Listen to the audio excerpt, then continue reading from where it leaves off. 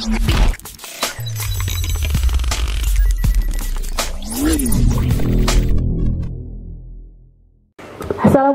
warahmatullahi wabarakatuh. Selamat siang sahabat Bawaslu. Bertemu lagi dalam acara Ngobras, ngobrol santai bareng Bawaslu Rembang pada hari ini Senin tanggal 18 Mei 2020 bersama saya Diana Pradipta Febrianti. Sudah lama ya kita dari Bawaslu Kabupaten Rembang tidak mengadakan Ngobras. Nah, mungkin teman-teman sahabat Bawaslu semua kangen dengan kami. Nah, akhirnya pada hari ini, siang ini kami putuskan di penghujung bulan Ramadan kita memutuskan untuk mengadakan talk show, mengadakan Ngobras bersama dengan KPU Kabupaten Rembang dengan mengangkat tema nasib pilkada pasca terbitnya Perpu. Nah, mungkin sahabat Bawaslu semua ada yang sudah mengetahui bahwa tahapan pilkada serentak di berbagai daerah di Indonesia harus tertunda akibat dari semakin meluasnya wabah COVID-19 itu ya. Terjadi juga semua daerah yang melaksanakan pilkada itu mengalaminya, jadi semua tahapan juga tertunda, berhenti bahkan. Nah, untuk begitupun yang terjadi di Kabupaten Rembang. Nah, kemarin Perpu tahun 2020 telah diterbitkan dan di Perpu tersebut ada menyebutkan bahwa pilkada serentak akan dilaksanakan di bulan Desember. Nah, bagaimana sih Bawaslu maupun KPU Kabupaten Rembang menyikapi terbitnya Perpu ini? Nah, untuk itu siang hari ini sudah hadir dua narasumber yang sangat berkompeten di bidangnya masing-masing. Yang pertama adalah ada Bapak Toto Suparyanto, beliau adalah Ketua Bawaslu Kabupaten Rembang sekaligus Koordinator Divisi Penindakan Pelanggaran. Kemudian yang kedua juga dari KPU Kabupaten Rembang ada Bapak M. Iqbal Ika Fahmi. M. Ika Iqbal Fahmi. Oke, maaf. Nah, saya mengingatkan juga kepada teman-teman semua, sahabat Bawaslu semua, apabila nanti selama jalannya live ini ada mau mengajukan pertanyaan, bertanya baik kepada KPU maupun kepada Bawaslu, silahkan melalui Facebook maupun Instagram kami. Nanti di tengah atau di akhir akan saya bacakan pertanyaan dari sahabat Bawaslu semua. Nah, langsung saja. Pertama-tama saya mau bertanya dulu kepada Pak Iqbal. Saya panggilnya Pak Iqbal ya. Pak Iqbal, dengan adanya wabah COVID ini yang semakin meluas, tahapan ditunda. Nah, bisa diceritakan kepada kami tahapan-tahapan yang ditunda itu apa aja sih? Silakan. Bismillahirrahmanirrahim. Assalamualaikum warahmatullahi wabarakatuh. Yang saya hormati Mas Toto sebagai Ketua Bawaslu Kabupaten Rembang, Mbak Diana sebagai moderator, dan jajaran Bawaslu di Kabupaten Rembang, dan juga teman-teman, Bapak Ibu, pemirsa acara Ngobras ya, Ngobras di channel Facebook dan IG-nya Bawaslu ya, yang berbahagia. Ya. Pertama saya ucapkan selamat menjalankan ibadah puasa ya di tengah-tengah wabah corona ini. Semoga kita masih diberi kesehatan ya, diberi kekuatan iman dan imun tentunya, sehingga kita bisa sehat dalam menghadapi corona ini ya. Baik, sedikit saya mau bercerita ya terkait dengan tahapan pilkada atau di Rembang Pilbub 2020 ini. Adanya corona tentunya berpengaruh ya terhadap dengan tahapan-tahapan Pilbub Rembang 2020 ya. Tentunya mungkin ini juga juga terjadi nggak cuma di Rembang aja ya, memang serentak nasional ya. Jadi di awal Maret ketika adanya pemerintah menyatakan adanya pandemi corona ya, kemudian dengan adanya protokol kesehatan untuk pengendalian corona ya, di KPU juga melakukan seperti itu juga. Di saat itu kita juga ada instruksi dari KPU terkait dengan protap ya, protokol kesehatan, di mana adanya pengurangan mengundang banyak orang gitu ya, rapat-rapat ditiadakan ya. Jadi terkait dengan itu kemudian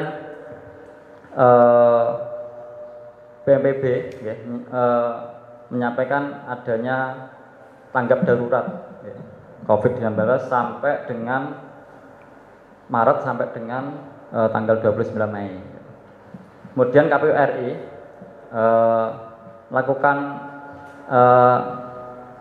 penundaan tahapan dengan SK 179 ya, ada 4 tahapan yang ditunda.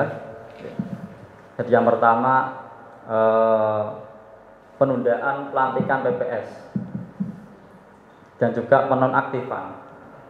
Jadi saya masih ingat rencana di jadwal tahapan pelantikan PPS di tanggal 20 Maret ya.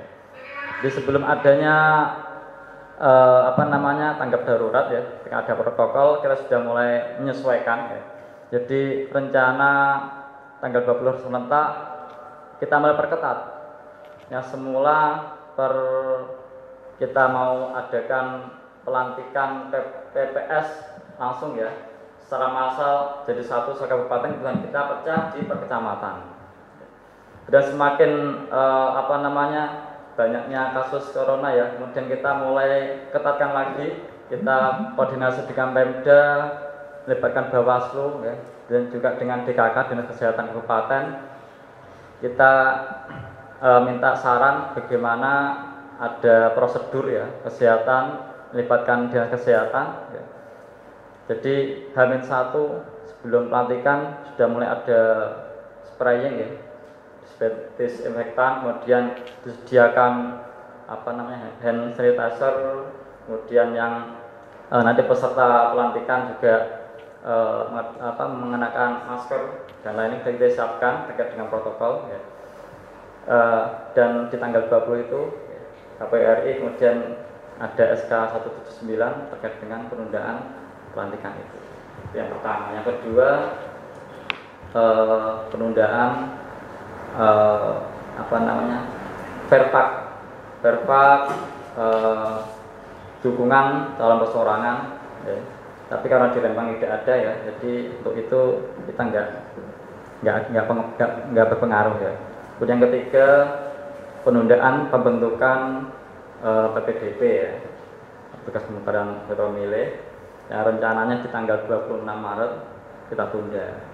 Dan yang terakhir terkait dengan pemutahiran data pemilih juga kita tunda. Jadi kenapa ada 4 tahapan yang ditunda? Kaitannya dengan status tanggap darurat yang dikeluarkan oleh BNPB ya, sampai tanggal 29 Mei. Jadi di 3 bulan itu ada 4 tahapan itu yang dilalui. Kemudian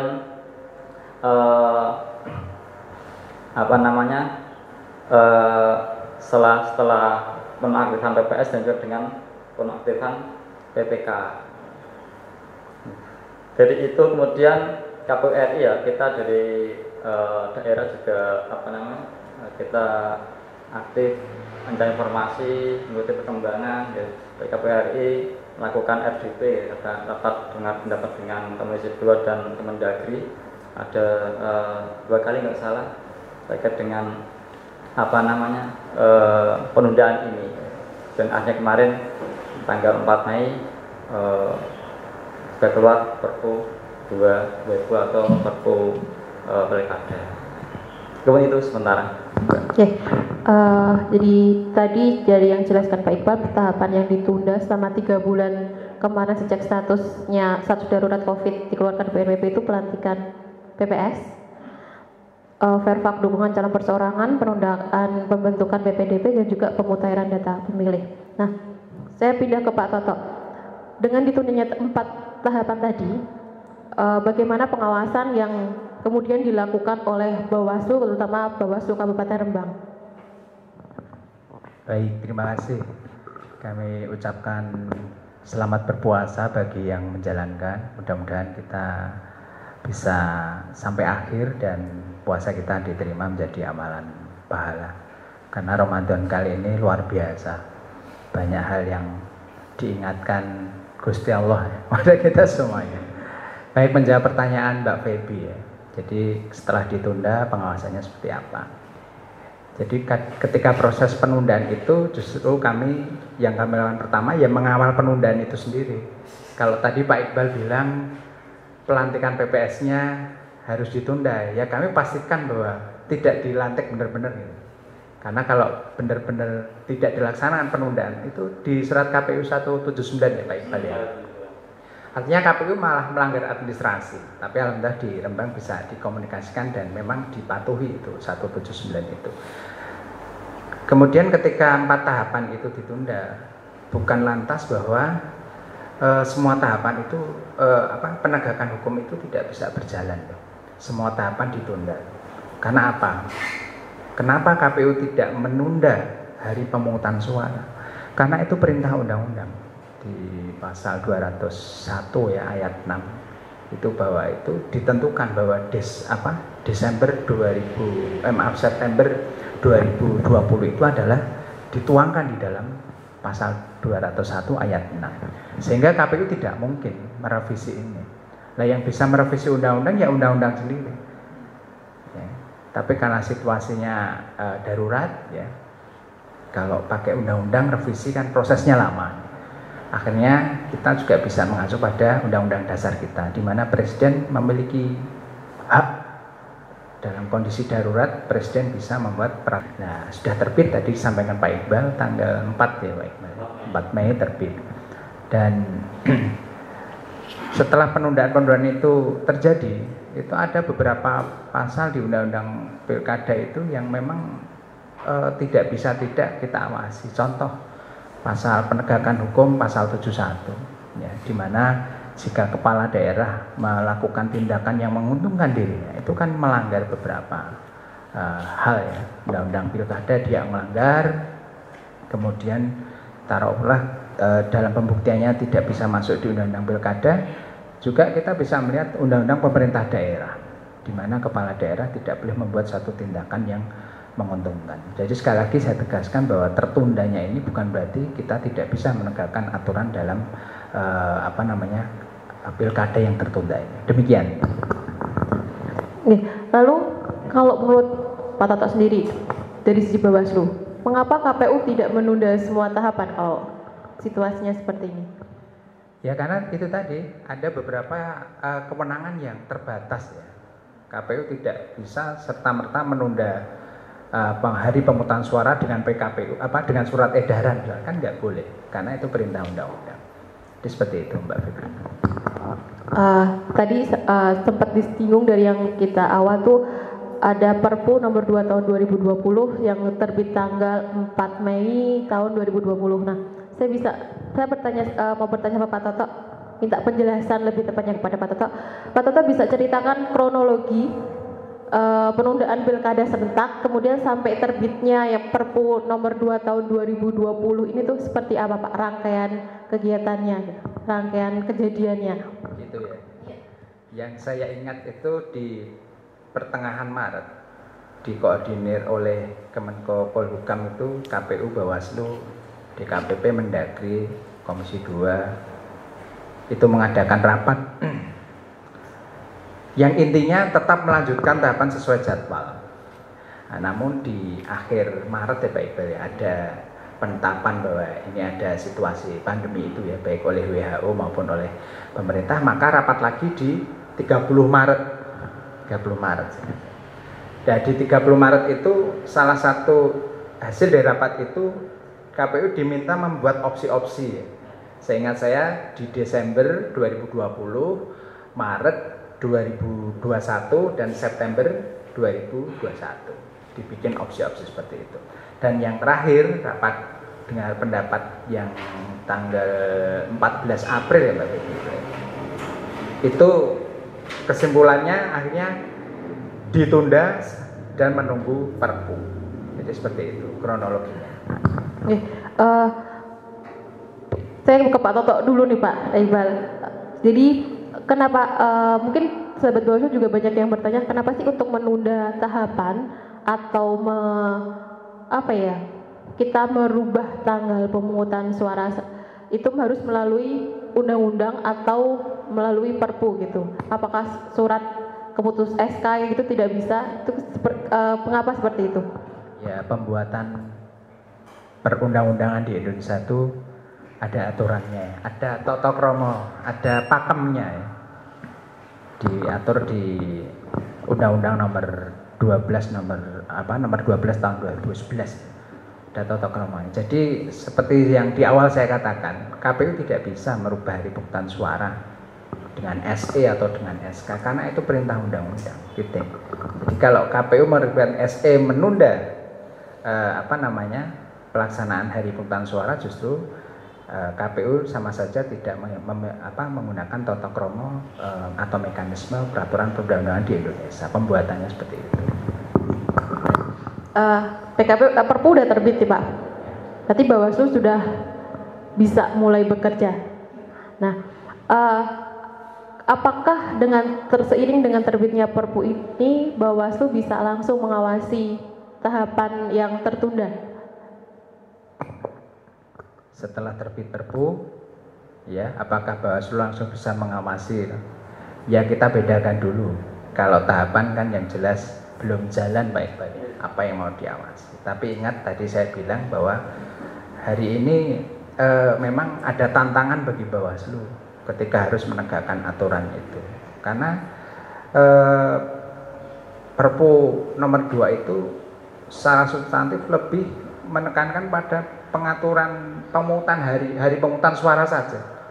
Mungkin tidak dilengkapi hal-hal yang lain yang menyangkut revisi dari undang-undang. Jadi hari ini pasal 71 pun masih diberlakukan 6 bulan sebelum penetapan pasangan calon. Nah, sementara KPU belum menetapkan kembali penetapan pasangan calonnya mau kapan. Jadi kan kami masih mengakui PKPU yang belum dicabut itu Pak ya, belum direvisi itu. Seperti itu Mbak Febi. Lalu kemarin kita flashback nih selama tertundanya tahapan pilkada oleh KPU, kemudian ketika pada saat saya bisa bilang rentang waktu 3 bulan ini ada terjadi indikasi pelanggaran. Nah, apakah Bawaslu masih berwenang untuk menindaknya, Pak? Ya, melihat pelanggarannya dulu, ya. Melihat jenis pelanggarannya dulu. Memang prinsipnya di Bawaslu itu Bawaslu tidak boleh menolak laporan. Sehingga apapun yang dilaporkan masyarakat itu sepanjang memenuhi syarat formil material ya, harus kita proses.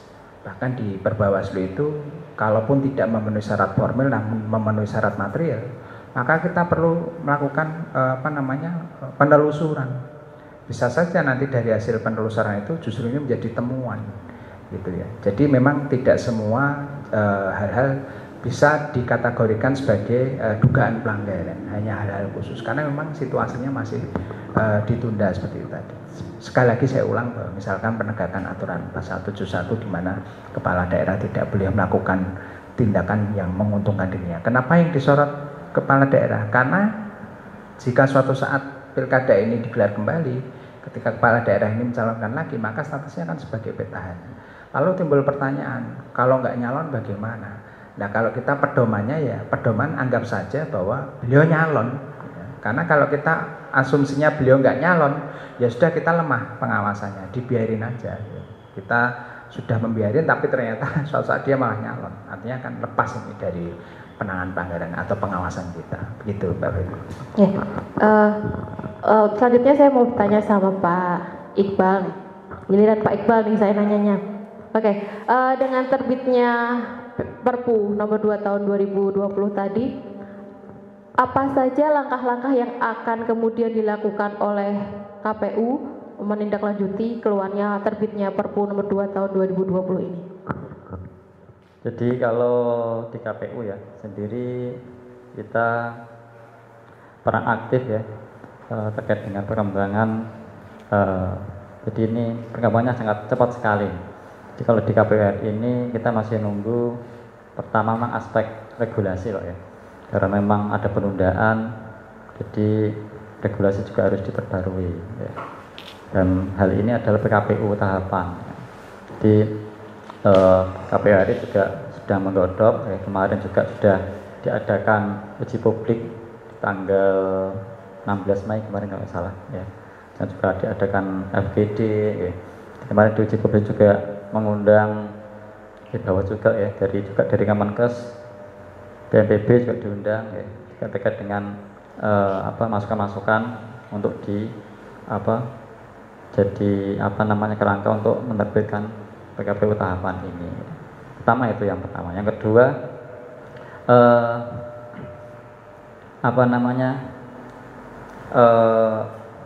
adanya ini adaptasi tata kelola kepemiluan ya. Mungkin ini juga harus dipersiapkan ya, terkait kalau memang nanti dilaksanakan di tengah-tengah wabah ini masih berlangsung ya, tentunya juga akan adanya modifikasi untuk penyesuaian ya, terkait dengan untuk pelaksanaan tahapan.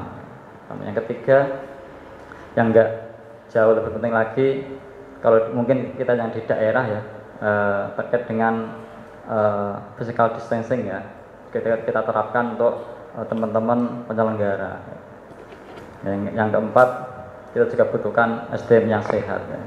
Jadi itu yang perlu kita jaga. Jadi ketika nanti tahapan ini harus on, kita sudah siap gitu. Jadi memang kemarin KPU RI juga yang disampaikan Mas Toto ya, ada 3 opsi ya, karena kita memang tidak tahu kapan ini wabah ini berakhir ya. Jadi ada 3 opsi. Opsi pertama di Desember ya, kemudian Maret 2021 dan di September 2021. Artinya kalau di Desember 2020 di bulan Juni ini sudah harus on. Jadi nanti tahapan pertama pengaktifan badan ad hoc ya, kemudian dilanjutkan nanti pemutahiran dan pemilih dan seterusnya. Kalau memang opsi pertama ini dirasa tidak bisa dilaksanakan, ditunda lagi di bulan Maret 2021. Ke bulan Maret artinya nanti di bulan Agustus juga harus sudah bisa berjalan. Kalau bulan Agustus nggak bisa, opsi yang ketiga di bulan September, artinya nanti di bulan Februari 2021 sudah bisa jalan gitu. Oke, jadi Pak Iqbal, kita berandai-andai apabila pemungutan suara serentak pilkada serentak itu benar-benar dilaksanakan di bulan Desember 2020, persiapan apa saja yang dilakukan oleh KPU? Jadi gini, seperti yang tadi disampaikan ya, jadi persiapan di daerah juga kita sudah siap. Intinya kita sebagai penyelenggara juga harus siap apapun kondisinya. Itu ya, cuma mungkin ada adaptasi yang mungkin akan dikeluarkan oleh KPU RI ya, terkait dengan nanti tahapan-tahapan bagaimana teknis pelaksanaannya ya. Jadi kalau menurut saya ada 5 tahapan yang mungkin rentan ya. Pertama mungkin ini nanti pemutahiran data pemilih ya, nanti ada coklit itu juga rentan kalau di masa-masa wabah ini. Terus yang kedua verifikasi sama persorangan kalau di tempat nggak ada ya. Terkait dengan kampanye nanti juga ada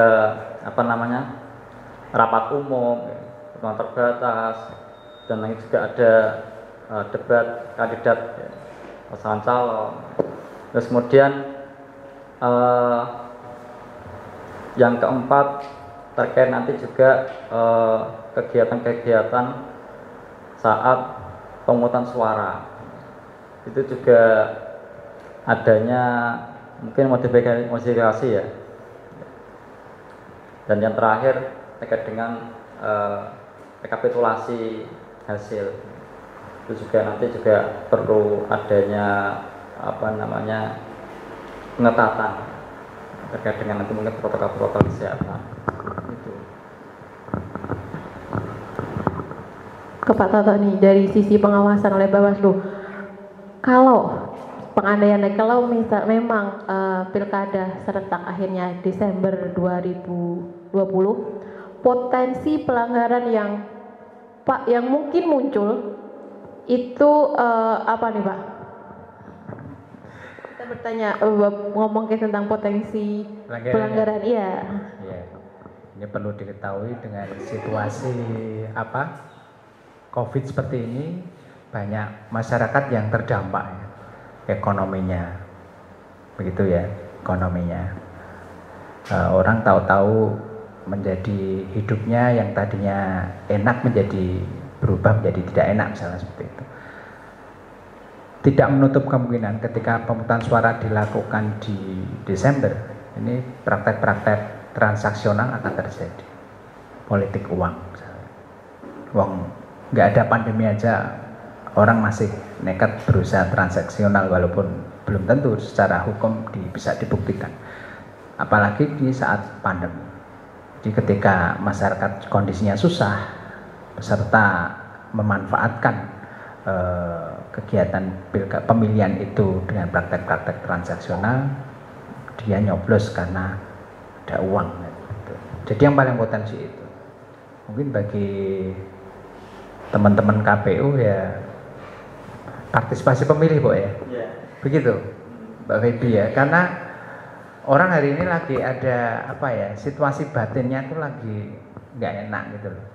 Tahu-tahu dalam situasi yang ya ini bulan Mei ya, taruh di Desember beberapa bulan ke depan belum tentu loh orang tuh udah move on ya. Suruh nyoblos segala ya. Males kan, mikir perut aja lagi susah, mikir pikiran, belum bisa ketemu keluarga karena nggak bisa mudik dan sebagainya, itu suruh nyoblos. Nah kadang peluang ini tuh justru dimanfaatkan ya tadi transaksi. Tantangannya KPU ya partisipasi pemilih, tantangannya Bawaslu potensi pelanggaran ya terberat ya politik praktis ya transaksional itu tadi.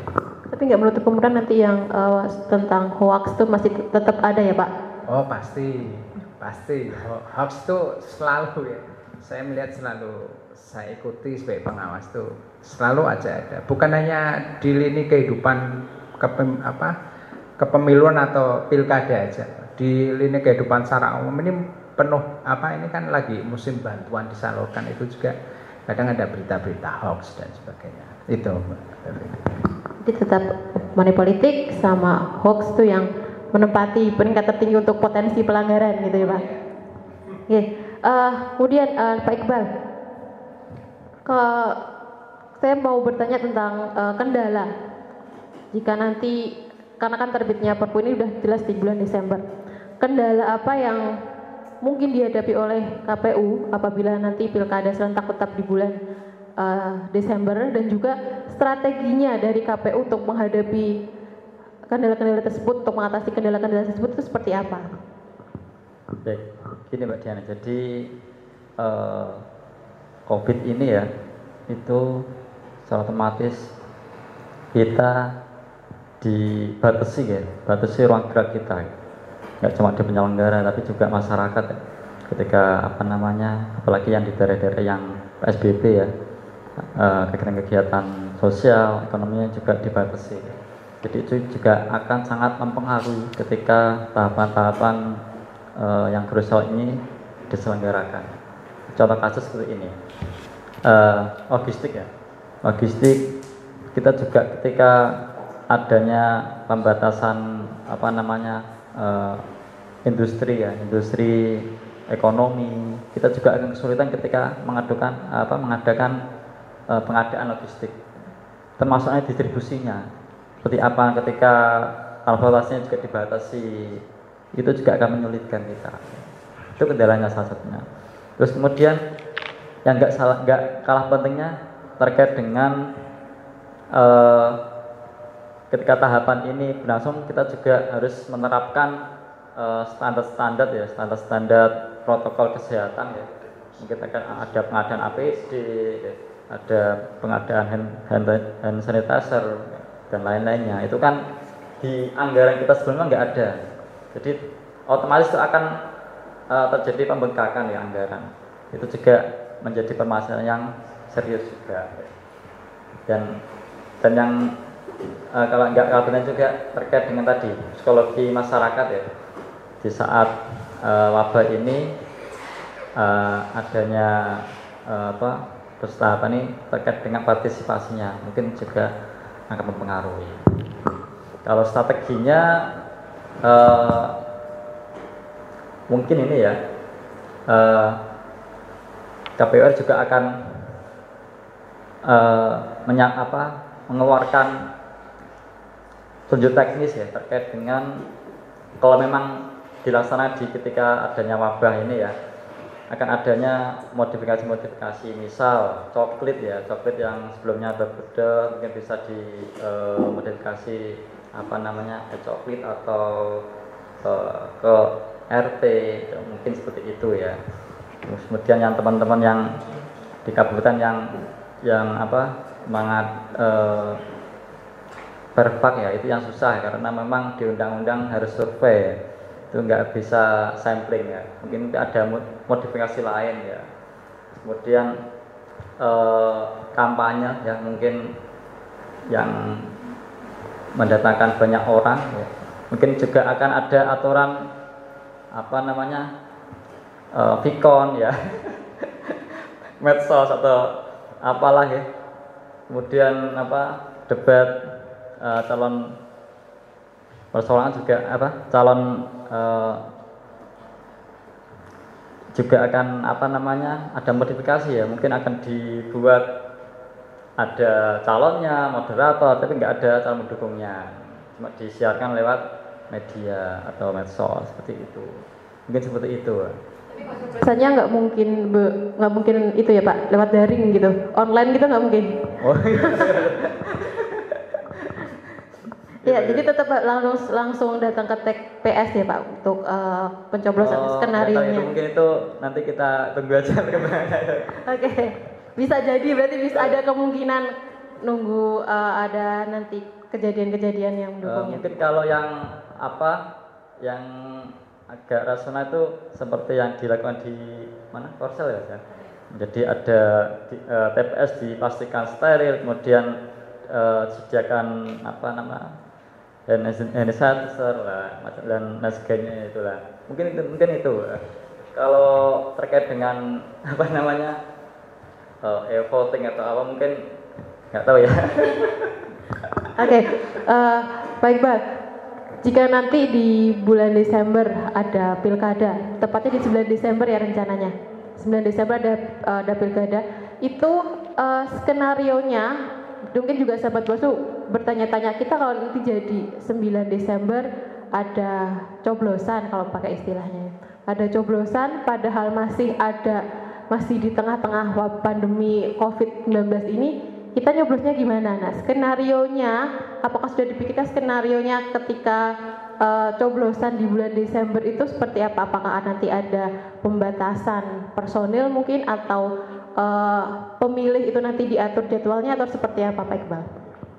Kalau kita sih sebenarnya nunggu dari dari KPURI ya. Tapi kalau di daerah-daerah memang sudah muncul diskusi-diskusi antar daerah dengan provinsi, diskusi kecil ya terkait dengan antisipasi di hari H nanti ya. Kemarin juga kita diskusi gimana ya misal penambahan TPS ya. Kalau yang kemarin maksimal 800 mungkin dijadikan maksimal 300 atau gimana tapi ya itu juga ada implikasinya terkait dengan anggaran juga ya. Nah, itu juga diskusi seperti itu juga terjadi di kita ya. Tapi kita masih nunggu arahan dari KPURI. Pasti KPURI juga akan menerbitkan teknis terkait dengan pelaksanaan gitu. Jadi kalau misalnya ada nanti tadi kejadian Pak Iqbal ada penambahan TPS, bisa jadi kemungkinan ada penambahan anggaran dong Pak? Iya, itu baru diskusi Pak itu. Ya kan ada kemungkinan ada anggaran tambahan, apalagi kalau di tengah COVID ini pasti di setiap TPS mesti menyediakan hand sanitizer, orang-orangnya harus memakai masker gitu kan. Nah itu sebelumnya tidak ada di anggaran, nggak dianggarkan gitu kan. Berarti kan harus ada tambahan anggaran begitu. Nah, apakah ada kemungkinan untuk meminta anggaran ke daerah, Pak? Kalau misalnya memang benar-benar harus memang undang-undang mewajibkan harus di bulan Desember. Kalau rasanya seperti itu, Mbak. Jadi kita tunggu aja ya. Oke. Nah, Pak Toto, kemarin itu saya sempat membaca di media online, di media daring itu di Kumparan kalau nggak salah, itu terkait dengan penundaan pilkada apabila nanti di tanggal 31 Mei 2020 BNPB belum mencabut status darurat COVID-19.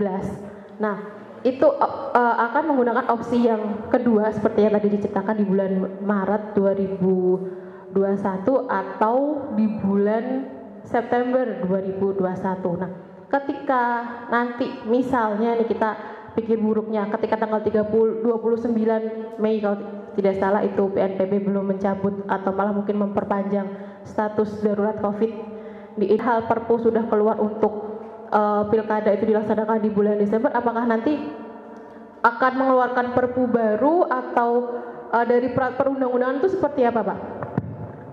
Jadi Perpu itu sudah cukup saya pikir untuk mengatur hari pemungutan suara ya, karena di situ sudah diatur bahwa di Desember disebut ya, di situ disebut. Tapi di pasal di ayat 3-nya kan disebutkan ketika Desember itu tidak memungkinkan, maka setelah situasi COVID ini berakhir baru diatur lagi. Memang tidak secara eksplisit diatur di Maret atau September 2021, tapi intinya Desembernya saja itu yang disebutkan jelas di Perpu itu. Dan tidak perlu menerbitkan Perpu lagi, saya pikir nggak perlu seperti itu. Ini saya justru malah tertarik nih disampaikan Mas Iqbal tadi ya terkait coklat ketika biasanya kan door to door tuh. Ini cukup lewat Pak RT, Pak RW. Ini juga potensi lagi tuh. Tantangan buat Bawaslu juga. Karena apa? Pelanggaran baru ya, Pak? Iya, karena Pak RT, Pak RW bisa jadi simpatisan atau pengurus. Ya, pengurus partai politik atau simpatisan peserta. Di mana RT RW ini membackup data yang dia miliki dari warga. Beda kalau coklat kan langsung berhadapan dengan warganya. Ini potensi baru justru kalau memang ini benar-benar dilakukan. Ya kita tunggu aja lah nanti. Karena setahu saya KPU juga minta pertimbangan dari itu ya, tim gugus ya, gugus COVID ya. Sudah dijawab apa belum? Itu kan nanti jawabannya tim gugus itu akan jadi pertimbangan KPU juga. Saya pikir mau nekat di Desember atau enggak. Jadi kalau ada tambahan, ya. Kalau saat ini kan memang ini sudah teman-teman di Makassar kalau salah ya melakukan uji coba e-coklit. Jadi e-coklit itu petugas bisa langsung upload hasilnya langsung ke server ke KPU RI. Jadi itu salah satu opsinya ya. Kita nggak tahu ya.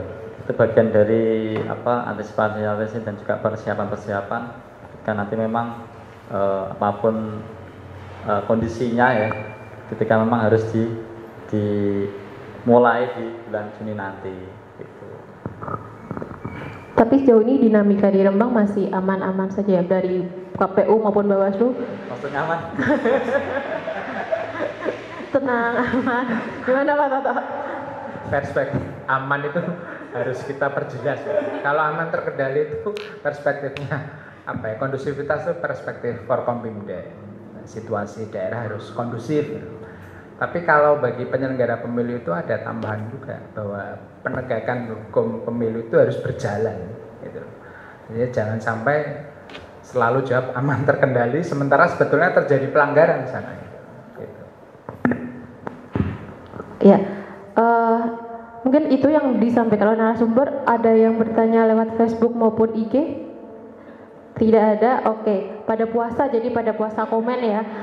Oke, untuk yang terakhir nih Pak, saya mau minta pesan atau yang ingin disampaikan Pak Iqbal maupun Pak Toto kepada sahabat Bawaslu semua supaya lebih terbuka wawasannya, lebih jelas biar lebih mudeng. Oh, jadi seperti ini toh gitu. Karena dengan banyaknya media, jadi orang di rumah saja, mereka pegangnya HP, informasi berseliweran, belum tahu yang benar, yang mana, yang nggak mana. Jadi mungkin Pak Iqbal, Bapak Toto bisa berikan pesan dan pencerahan kepada sahabat Bawaslu semua. Jadi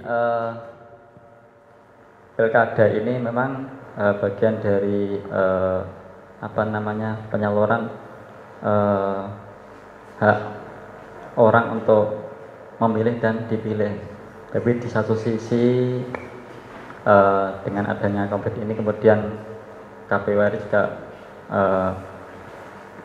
melakukan penundaan tahapan karena ini bagian dari keselamatan manusia ya. Sehingga pertimbangan kemanusiaan ini yang lebih penting ya. Makanya tahapan ini ditunda. Untuk perkembangan pemilihan kepala daerah ya, itu sahabat-sahabat Bawaslu bisa baca-baca di media-media yang terpercaya ya, yang terkemuka, atau bisa juga buka webnya Bawaslu, webnya KPU, webnya Mendagri, itu, Kementerian Dalam Negeri itu. Teman-teman bisa diikuti sana, dan sampai justru membaca informasi-informasi yang belum tentu kebenarannya. Nanti malah bingung, katanya Desember, katanya Maret. Untuk kepastiannya seperti itu. Makanya kita ngadain Opresnya sebetulnya juga salah satu manfaatnya adalah untuk memberikan wawasan kepada masyarakat seperti itu. Ada lagi tambahan dari kedua narasumber mungkin? Oh iya. Untuk penegakan hukum pilkada ya, jadi terkait politik uang, karena undang-undang pilkada ini lebih progresif, lebih galak daripada undang-undang pemilu kalau untuk urusan politik uang. Kalau di pemilu kemarin 2019, pemilihan legislatif dan presiden itu masalah politik uang yang diatur atau dijeratkan tim kampanye itu, atau pesertanya itu. Tapi kalau di undang-undang pilkada ini adalah setiap orang, jadi baik penerima maupun pemberi bisa dijerat, sepanjang nanti pembuktiannya, faktanya ternyata memang benar-benar terjadi pelanggaran itu, maka dia bisa dijerat. Demikian, jadi harus hati-hatilah. Ya, jadi buat sahabat Bawaslu semua, hati-hati, politik uang itu tidak menjerat semuanya, baik pemberi maupun penerima. Gitu ya Pak Toto. Ya, dari yang bisa saya simpulkan dari acara Ngobras pada siang hari ini, dengan terbitnya Perpu nomor 2 tahun 2020, memang sudah disebutkan bahwa nanti pilkada serentak akan dilaksanakan di bulan Desember 2020. Namun tidak menutup kemungkinan itu bisa mundur di bulan Maret 2021 atau di September 2021 dengan mempertimbangkan kondisi penyebaran wabah COVID-19 di Indonesia. Begitu? Sahabat Bawaslu, demikian akhir dari Ngobras kita pada siang hari ini. Semoga memberikan manfaat ilmu dan pengetahuan bagi sahabat Bawaslu semua. Menjaga demokrasi memang penting, tetapi jangan sampai mengabaikan keselamatan rakyat Indonesia. Saya beserta kedua narasumber dan juga tim yang bertugas mengucapkan maaf apabila kami ada salah kata. Yang terakhir, bersama rakyat, awasi pemilu, bersama Bawaslu, tegakkan keadilan pemilu. Wassalamualaikum warahmatullahi wabarakatuh.